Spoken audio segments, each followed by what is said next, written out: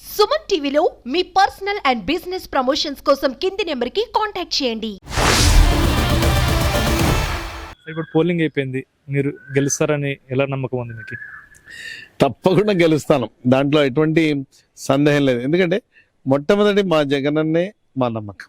జగనన్న ప్రజల గుండెల్లో ఉన్నారు. ప్రజలకు ఆయన అందించినటువంటి మేళ్ల విషయమై మేము నమ్మి ఉన్నాం. ప్రతి పోలింగ్ స్టేషన్ లో చూసాం కదా, ప్రతి ఒక్కరు ముసలి వాళ్ళు, మరి యూత్, ప్రతి ఒక్కరు కూడా వెళ్ళి, అఫ్ కోర్స్ 40% వాళ్ళు టీడీపీ వాళ్ళు వాళ్ళ ఓట్లు వాళ్ళు వేసుకున్నారు, కానీ మెజారిటీ పీపుల్, థంపింగ్ మెజారిటీ ఓ మాట అన్నారు, జగనన్న మాకు ఇచ్చినటువంటి మెయిల్కు మేము గన చేయకపోతే తిన్నదానికి అర్థం లేదు సార్, మాకు చేస్తున్నటువంటి అని ప్రతి ఒక్కరు స్త్రీలు, ముఖ్యంగా స్త్రీలు ఎగబడి ఓట్లు వేసినారు. పర్సంటేజ్ పెరిగింది కూడా స్త్రీలదే. సాయంత్రం 4 నుంచి మళ్ళీ 6 వరకు ఎక్కువగా చదువుకున్న వాళ్ళు, మాకు ఇక్కడ కర్నూలు అర్బన్ లో ఎక్స్టెన్షన్ కాలనీస్ అంటారు, వాటిలో నుంచి కూడా అందరూ వచ్చి వేస్తున్నారు. ప్రజలకు ఇచ్చిన మాట నిలబెట్టుకోవడంలో జగనన్న చూపించినటువంటి కమిట్మెంట్ ను చూసి ఓట్లు వేశారు తప్ప, చంద్రబాబు నాయుడు చెప్పినటువంటి దొంగ మాటలు ఏవైతేనో 3 సిలిండర్ 4 సిలిండర్, 3 ఇస్తాం 4 ఇస్తాం, అది ఎక్కడ ప్రజల స్పందన కరువైంది. ఆయన మాటలు ఎవరు నమ్మరు. 4 రోజుల ముందు వచ్చి నేను అవిస్తా ఇవిస్తా అంటే ఎవరు నమ్ముతారు? 5 ఏండ్ల పాటు మేము ఇచ్చినటువంటి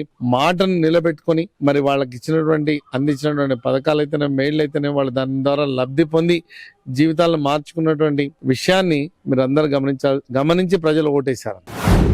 ప్రభుత్వం మీద వ్యతిరేకతతో వైసీపీ ఓడిపోతుంది అని చెప్పి పెద్ద ప్రచారం జరుగుతుంది. అలాగే వైసీపీ కూడా మాకే ఎగ్జిట్ పోల్స్ మాకే ఉన్నాయని చెప్పేసి వాళ్ళు ప్రచారం చేస్తారు. ఇందులో ఏది నిజం అనుకుంటున్నారు? ప్రజల స్పందన చూస్తే ప్రో ఇన్కంబెన్సీ అంటారు, యాంటీ ఇన్కంబెన్సీ కాకుండా ప్రో ఇన్కంబెన్సీ. ప్రభుత్వ పట్ల సానుకూల ధోరణి, ప్రజలకు చేసినటువంటి మేలు ఏవైతేనో ఆ సానుకూల ధోరణి స్పష్టంగా కనిపిస్తుంది. మీరు గమనించే ఉంటారు, ఎన్నో ప్రభుత్వాలు మరి రెండోసారి రావడం గమనించి ఉన్నాం. అలాంటి ఫినామినా, అలాంటి ప్రక్రియ ఇప్పుడు జరగబోతుంది తప్ప చంద్రబాబు నాయుడు చాప్టర్ క్లోజ్. ఆయన దానికోసం ఏవో ఇంతమంది జత కట్టినారంటే అర్థం చేసుకోండి. బీజేపీతో జత కట్టరి, పవన్ కళ్యాణ్తో జత కట్టరి, ఇవన్నీ ఎందుకు? మళ్ళీ వాళ్ళు ఓటు చీలిపోతుందని. వాళ్ళు ఎలా చీలిపోకుండా ఉన్నారో, వైఎస్ఆర్సీపీ అభిమానులు, వైఎస్ఆర్సీపీ ఓటర్స్ చీలిపోకుండా ఖచ్చితంగా జగనన్నకే ఓటేయడం, తద్వారా జగనన్న మునుపటి కంటే ఎక్కువ మెజారిటీ తోటి మళ్ళీ ప్రభుత్వాన్ని ఏర్పాటు చేయబోతున్నాం.